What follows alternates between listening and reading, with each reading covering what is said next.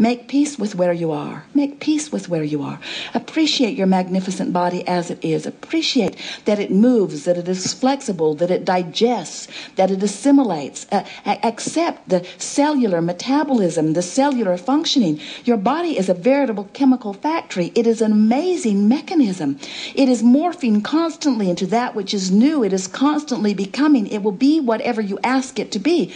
It will be whatever you ask it and allow it to be. It will be whatever you want it and allow it to be. It will be whatever you ask if you will allow it. It will be whatever you see it to be. It will be whatever you expect it to be.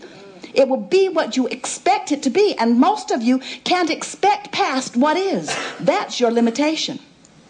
You find it hard to expect past what is. And we say, you got to stretch that expectation by listening, by feeling for it. And when you start feeling, oh, if you could feel what Source expects for you. And that's why so often you feel such strong negative emotion. That's that fear and inadequacy that you were describing earlier. When you look at yourself so differently than the way Source looks at you, when you don't expect good things from you, because Source is expecting such wonderful things from you, there's a cross current going on. When you expect things to go wrong with your children and Source expects things to go well with your children, there's a cross current going on. When you expect the economy to collapse and the Source within you expects it to cycle like it always does and rebound and recover and be stronger than ever, you're cross current with your vibration, you see. You have to see it as you want it to be. Never mind what is. What is does not mean diddly squat. What is doesn't matter. It's just a point in time, a momentary manifestational indicator of how you've been thinking. Think differently and it will shift. It will morph with your thoughts every single time. But start with easy things. Don't start with the thing that you've been dragging around forever and not having success with. Start with easy things. Show yourself how accommodating the universe is. Pick something that you haven't thought that much about, so you haven't been beating a negative drum about it. Pick something and think about it and contemplate it and watch how fast the universe brings it to you. We were doing a telephone consultation some years ago when Jerry and Esther had time to do that. And they were in La Jolla, and the woman was very much not having a good time. She wanted her fortune told, and we weren't doing it. We wanted her to create her own reality. She didn't want any of that. So we said, well, let us just leave you with some thoughts. Why not let the universe show you how powerful you are? Let's talk about some things that you don't usually think that much about, and some things that you don't think about with any resistance within them. Like what, she said. Well, like blue glass, we said. Why would I want to talk about blue glass? Well, let's just talk about blue glass. How many different colors of blue they are. Some you can see through, some you can't. Let's talk about blue glass. She wasn't having any of it. We said, let's talk about butterflies. Why would I want to talk about butterflies? Because they're beautiful. They come in all sizes and shapes and colors. She wasn't having any of that. Let's talk about feathers. Why would I want to talk about feathers? Well, because there's so many different feathers and because you don't have much resistance about feathers. And then she hung up, and Esther said she's probably going to ask for her money back, and we'll be happy to give it to her because she certainly did not get what she was looking for here. And then Jerry and Esther went off to La Jolla for lunch. And as they parked in front of the Valencia, Esther got out of the car and immediately felt a strong compulsion to go into a shop that was right there. And it's a shop they'd been in many times. There wasn't anything in there that they wanted, and Jerry wanted to go to lunch, and he went to lunch, and Esther peeled off into the shop, and he looked back and followed her in, and she's going far into the shop, and on the back wall, Esther finds the most beautiful wall of blue glass that must exist anywhere on the planet. It was ceiling to floor, wall to wall, every color and texture of blue glass imaginable. And it wasn't anything that they wanted, and Esther did not make the correlation between the blue glass and the conversation that we had just had. And so Jerry dragged her off to lunch, and they had a lovely lunch at George's, and then they went to the Cove, which is just a very short walk from where they had lunch. And as they were walking across this expanse of grass, a flurry of butterflies surrounded them so intense that they had to stop talking to not eat them.